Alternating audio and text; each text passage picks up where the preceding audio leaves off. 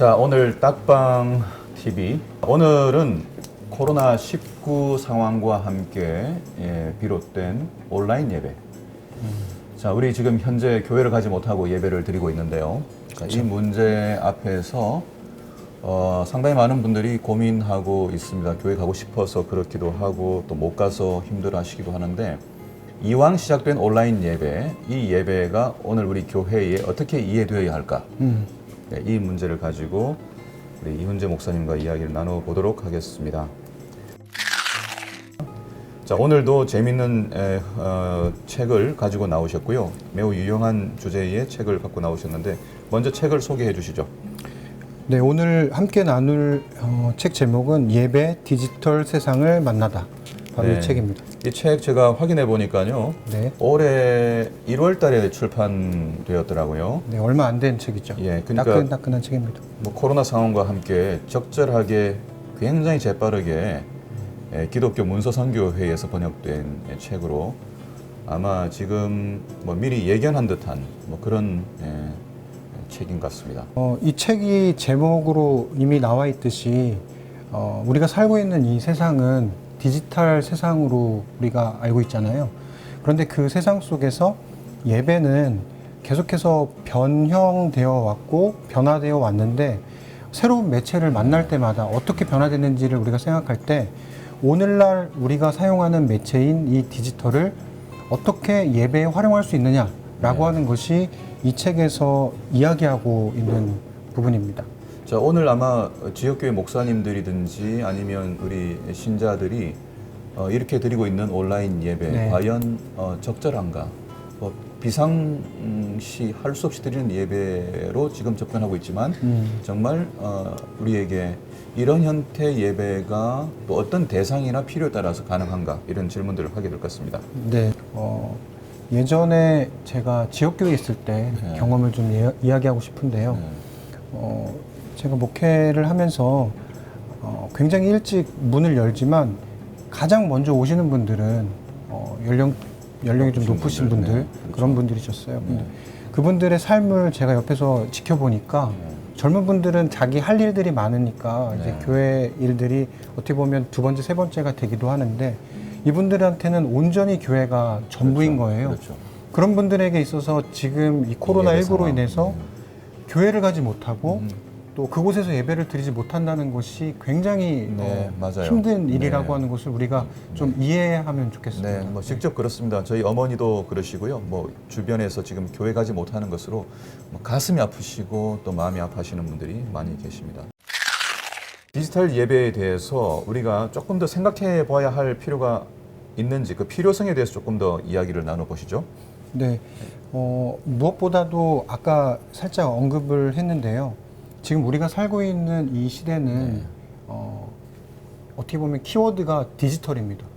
이제 교수님이 예전에 태어나서 살았던 시대를 아날로그라고 하고, 또 지금 신세대들이 살아가는 지금 이 시대는 말 그대로 완전한 디지털 시대입니다. 밀레니얼 세대 이후로부터는 뭐 완벽하게 그렇게 된 거죠. 10대, 20대는 뭐라고 부르냐면, 이 책에서도 언급을 하고 있지만 디지털 원주민이라고 하는 표현을 합니다. 그러니까 어릴 때부터 태어날 때 핸드폰을 만지면서, 그렇죠. 그리고 컴퓨터를 아주 능숙하게 다룰 수 있는 환경 속에서 자라나게 된 겁니다. 그런데 반면에 교수님이나 저와 같은 세대는 디지털 이주민이라고 표현을 해요. 그러니까 뒤늦게 이것을 학습해서 배워가지고 디지털을 활용하는 세대인 건데, 밀레니얼 세대랑은 우리가 또 다른 측면에서 보면 같은 디지털을 사용하고 있지만 사용하는 방법이나 그 이제 속도, 또 능숙도는 완전히 다른 것이죠. 그러니까 저희한테는 뭐 삶의 일부가 될 수 있을지 몰라도 디지털 원주민들에게는 삶 전부입니다. 자체인 거죠. 자체인 거죠. 온라인에서 가장 빠르게 성장하는 두 가지 큰 사이트가 있어요. 첫 번째는 성 사이트고, 또 다른 사이트는 의외로 여기 우리가 사용하는 이런 종교 그리고 영성에 관한 사이트입니다. 그래서 실제 이 애플리케이션이라고 하는, 우리가 이제 앱을 사용하지 않습니까? 그 앱이 굉장히 많은 부분 이 신앙적인 것을 만들고 또 그것을 활용하는 인구가 우리가 생각하는 것보다 굉장히 많다고 하는 것이죠. 네, 현실적으로 지금 어떤 교단 중심의 메시지만 듣던 그 시대에서 네. 이제는 온라인 매체를 통해 가지고 타 교단의 메시지, 기별들도 듣는 상황들이 벌어지고 있고, 또 심지어는 뭐 다른 종교의 지도자들의 어떤 영적 이야기들이 그렇습니다. 또 뭐 직간접적으로 도덕적 윤리적인 삶에 도움이 되는 그런 현상이 지금 우리 그렇죠. 모두 일반적인 거죠. 예, 온라인을 통해서 그런 경계들이 상당 부분 허물어졌고 네. 어느 누구나 다른 종교에 대해서 접근할 수 있는 가능성이 더 높아졌다라고 볼 수 있는 겁니다. 네. 자, 디지털 예배 우리가 어떻게 하면 좀 적극적으로 능동적으로 이것을 만들어갈 수 있을까? 여기에 대해서 이야기를 좀 나눌 수 있어야 될 것 같아요. 첫 번째 우리가 생각해야 할 부분은 뭐냐면 이 인터넷 교회라고 하는 것은요, 네, 가상이기도 하지만 실제이기도 합니다. 네, 이게 좀 어려운 표현인데 한 인터넷 교회에서 예배한 사람들이 정말로 오프라인으로 기도하는 그런 똑같은 경험을 네. 했다라고 네, 하는 네. 것입니다. 그런 공동체들이 있고요. 네. 네. 그러니까 온라인으로 드리는 예배의 만족도가 그렇죠. 그렇지 않은 경우와 비교했을 때 그 별반 차이가 나지 않고 만족도가 있었다라고 하는 것이죠. 네, 맞습니다. 네. 한 가지 예를 네. 좀 덧붙이자면 저희도 코로나19 때문에 네. 예배, 공예배, 함께 드리는 예배, 이 모여서 드리는 예배를 하지 못했는데 네. 온라인상으로 우리가 화요일, 금요일, 그리고 안식일 네. 이런 예배 시간에 예전에 우리가 위성방송을 보듯이 네.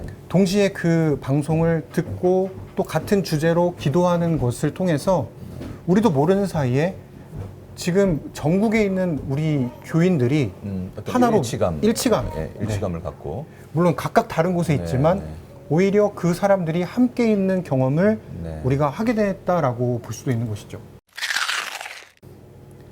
그러면은 온라인 공동체로서의 조건이 만들어지려면은 어떤 것들이 필수적으로 좀 고려되어야 할까라고 하는 것이 우리가 네. 이 온라인이라고 하면 의외로 많은 분들이 오해하는 것이 있는데요.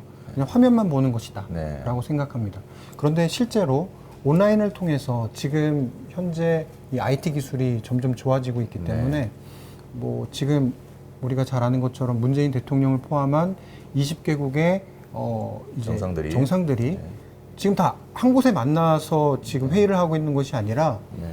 영상을 통해서 네. 서로 소통하고 있습니다. 근데 마찬가지로 이 온라인 공동체의 판단 기준의 첫 번째는 쌍방향성입니다. 네. 소통할 수 있다라고 하는 것이죠. 그리고 그 안에 멤버십이라고 하는 것이 주어지고 네. 그 멤버십의 안정성 안에서 공동체성이 이제 생겨나게 되는 겁니다. 네. 그리고 그 안에 다른 표현으로 말하면 개인적인 관심들이 표시될 수 있고 표현될 수 있다라고 하는 것을 우리가 또 이 온라인을 통해서 네. 경험해 볼 수 있고 실제로 이런 경험을 하고 있죠. 온라인 예배가 적극적으로 개발되고 제시될 수 있겠다. 그러려면은 그걸 진행하기 위한 확신으로서 우리에게 신학이 필요한데요. 네, 그렇죠. 관련된 신학적 주제가 여러 가지가 있죠.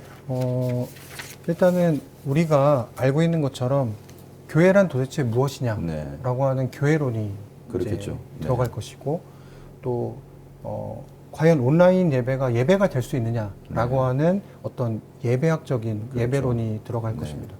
그리고 스크린을 통해서 하나님을 경험한다. 네. 그리고 그것을 통해서 공동체를 구성하고 그 속에서 함께 기도한다라고 한다면 네. 성령 하나님께서 그 안에 편지하시고 임재하실 수 있느냐라고 하는 어떤 신론이 신론적, 예. 들어가게 되는 것입니다. 네. 그러면 먼저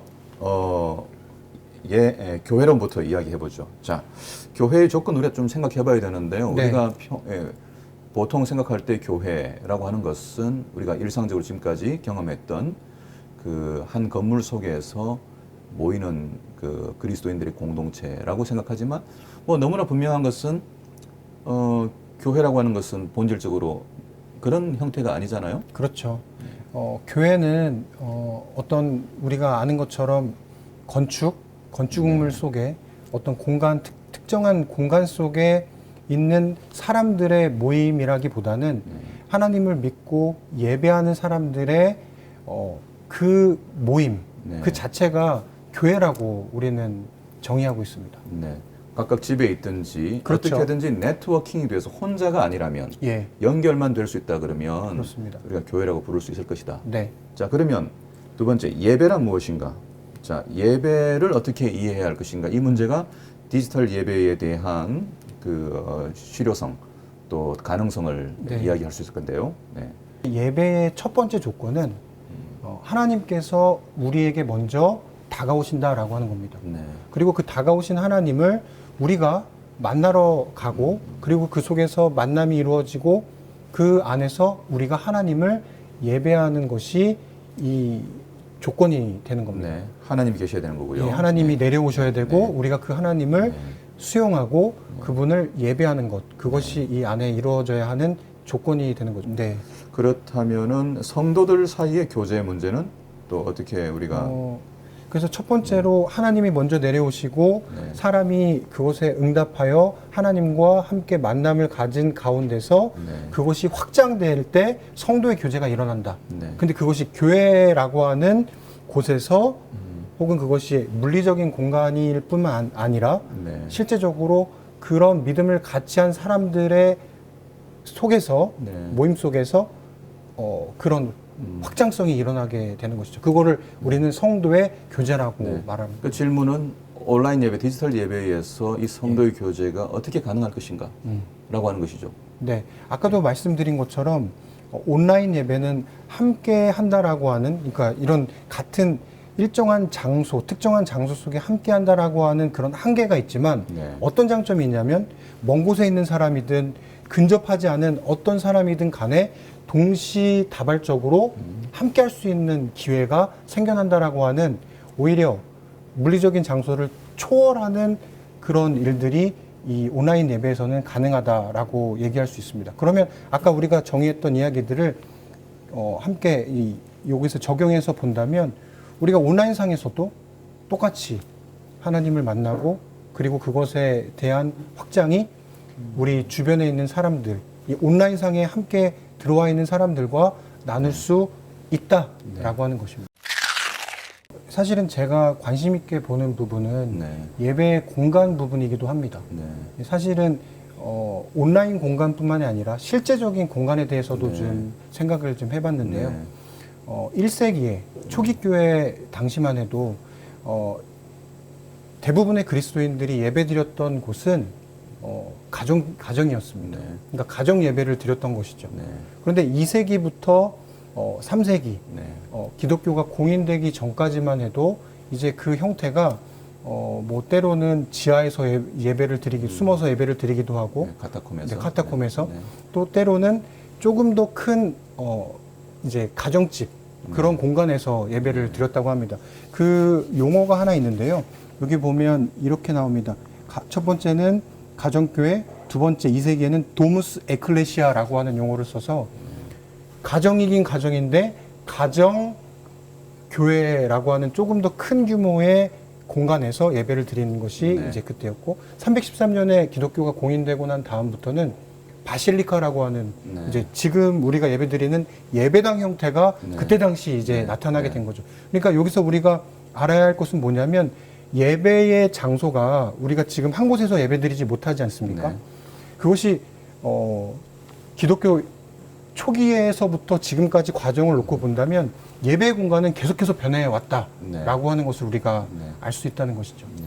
뭐 기독교 공인되면서부터 오히려 이제 우리가 지금 드리는 대형 교회 네, 형태, 맞습니다.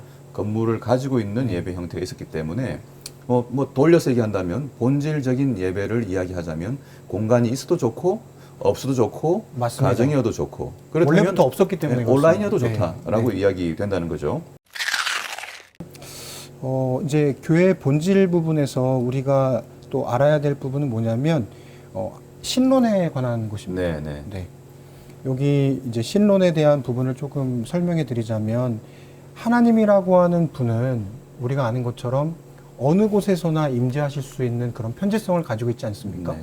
그렇다면 하나님은 스크린 가운데서도 우리가 스크린을 통해서 예배를 드릴 때도 임재하실 수 있고 때로는 우리가 거하는 어느 곳에서나 하나님은 네. 우리 가운데 나타나실 수 그렇죠. 있다라고 하는 것을 믿지 않습니까? 네. 이제 그런 부분에서 우리는 하나님의 편지성을 좀 생각해 보아야 할 네. 것 같습니다. 뭐 비록 녹화되어 있는 어떤 영상을 가지고 예배를 드린다 할지라도 네, 그렇죠. 하나님께서는 그 메시지가 들려지는 순간 그 음성을 통해서 영상을 통해 가지고 또 말씀을 하실 수 있는 분이라고 우리가 믿어도 네. 되는 거잖아요. 네. 근데 여기서 한 가지 우리가 주의해야 할 점은 우리 이제 교수님과 제가 나누고 있는 이 대화가 네. 온라인 예배를 우리는 추구한다라고 하는 것이 아니라 네. 오프라인 예배를 우리는 주 예배로 하고 있지만 네. 온라인 예배가 이 시대에 필요한 만큼 이것을 능동적으로 활용할 수 있는 방법을 생각해 보자라고 하는 것을 지금 얘기하고 있는 것을 네. 좀 오해하지 않았으면 좋겠습니다. 네. 그런 기회가 왔고요. 또 그런 생각을 하게 되면서 어차피 복음이라고 하는 것은 문화의 옷을 입고 전달되는 것이기 때문에 그렇죠. 그 문화 속에서 적절하게 이해되도록 도구들을 활용하는 것은 네. 어느 시대나 있어 왔던 맞습니다. 일이거든요. 네. 그런 점에서 우리 그리스도인들이 이 문화적 도구들을 뭐 활용하는 법들을 적극적으로 더 참여하고 또 활용하는 일들이 필요하겠다. 저도 그렇게 생각하고 있습니다. 온라인 예배의 미래의 가능성은 앞으로 더 무궁무진해질 거라고 생각합니다. 네. 왜냐하면 이제 세대가 이미 디지털 세대로 바뀌었고 또 그런 기술들이 너무나 좋아지고 있기 때문에 이것을 활용하지 않고 묻혀둔다라고 하는 것은 어떻게 보면 우리 초기 재림교회 선구자들이 그 당시에 최첨단이라고 할 수 있는 인쇄술을 네. 활용하지 않았습니까? 네. 그러니까 우리도 그러한 것들을 우리가 살고 네. 있는 이 시대의 중요한 매체들을 잘 활용할 수 있는 방법을 계속해서 깨우치고 또 개발하고 나아가는 것이 굉장히 네. 중요하고 어쩌면 우리가 지금 하고 있는 이런 것도 그런 실험 중에 하나라고 네. 볼 수 있지 않을까 생각해 맞아요. 봅니다. 네, 재림교회는 뭐 원래 초창기부터 그 DNA 자체가 복음을 네. 전하기 위해서는 모든 수단들을 다 활용해 왔던 이제 교단들이기 때문에 맞습니다. 뭐 저희가 뭐 이미 위성으로 예배를 드리는 일들을 뭐 일찍이 초기 방송국을 예, 설립하면서 예. 가지고 있었고 또 이번에 또 이런 상황에서 아주 재빠르게 온라인 예배를 또 준비하게 된 것 같아요. 네. 교단이 굉장히 생각보다 준비가 마치 준비를 하고 있었던 것처럼 네, 굉장히 발빠르게 네. 준비를 했고 또 다행스러운 것은 뭐냐면 이제 교단의 어떤 본부라고 할 수 있는 연합회가 네.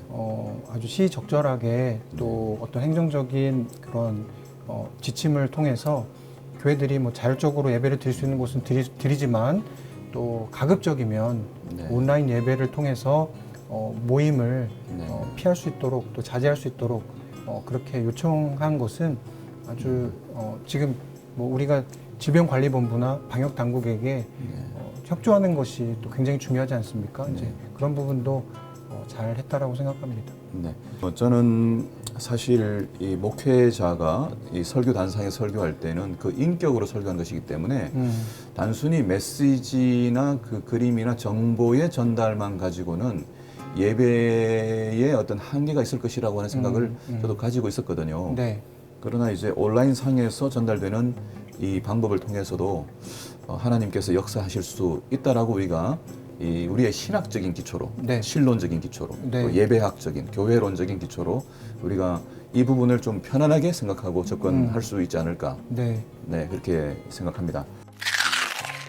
여기 코로나19로 네. 우리가 함께 모여서 어떤 한 장소에서 예배를 드리지 못하지만 우리가 최선을 다해서 네. 우리가 있는 자리에서 하나님을 또 예배하고 싶은 마음이 있지 않습니까? 네, 그런 방법으로 우리가 온라인 예배를 드리고 있는데 이 온라인 예배를 조금 더 우리가 다르게 생각하면 굉장히 중요한 네. 이 시대의 매체로 활용할 수 있다라고 하는 것이 이 책에서 이야기하는 것인 만큼 오늘 이 이야기를 통해서 좀 우리 생각을 우리 스펙트럼을 좀 더 넓힐 수 있는 계기가 되면 좋겠다 생각해 보았습니다. 네, 감사합니다. 좋은 책을 가지고 오셔서 이왕 시작된 이 온라인 예배에 대한 우리의 어떤 반응, 생각, 또 이런 것들을 다시 한번 점검하고 또 나누게 된 것 참 유익한 시간이었다고 생각합니다.